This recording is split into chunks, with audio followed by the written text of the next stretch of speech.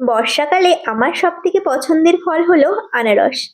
কদিন পর মা বাবু আসবে বাড়িতে, তার জন্য বরমশাইকে বলেছিলাম একটা আনারস নিয়ে আসতে। সেই আনারসটা আনার পর মামনিকে বললাম একটু আনারসের খোলাগুলো ছাড়িয়ে দাও, বটিতে কাটতে আমার একটু অসুবিধা হয় সেই কারণে। তারপর আনারসের চোখগুলোকে ছাড়িয়ে নিলাম। এগুলো না ছাড়ালে কিন্তু গলা চুলকাতে পারে।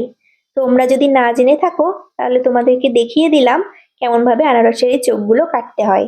তারপর এগুলো সব পরিষ্কার করে নেওয়ার পরে তোমরা এগুলোকে পিস পিস করে কেটে নিয়ে একটু নুন আর একটু চিনি দিয়ে মাখিয়ে, অনেকেই গোলমরিচ দিয়ে থাকে, তারপর তোমরা শুধু মুখেও খেতে পারো।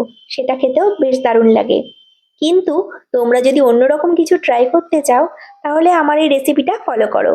প্রথমে মিক্সিং জারে অল্প একটু জল দিয়ে তার মধ্যে আনারসগুলোকে মিক্সিতে একটা পেস্ট বানিয়ে নিলাম।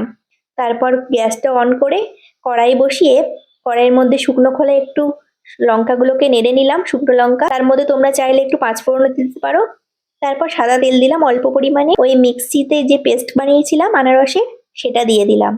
এবার দিলাম অনেকটা পরিমাণে চিনি, আর কালারের জন্য অল্প পরিমাণে কাশ্মীরি লঙ্কা গুঁড়ো, স্বাদের জন্য একটু লবণও দিলাম। এক্ষেত্রে আমি এটা বিট নুন ব্যবহার করেছি। তারপর গ্যাসটাকে লো ফ্লেমে রেখে অনেকক্ষণ ধরে এরকম ভাবে নাড়তে হবে।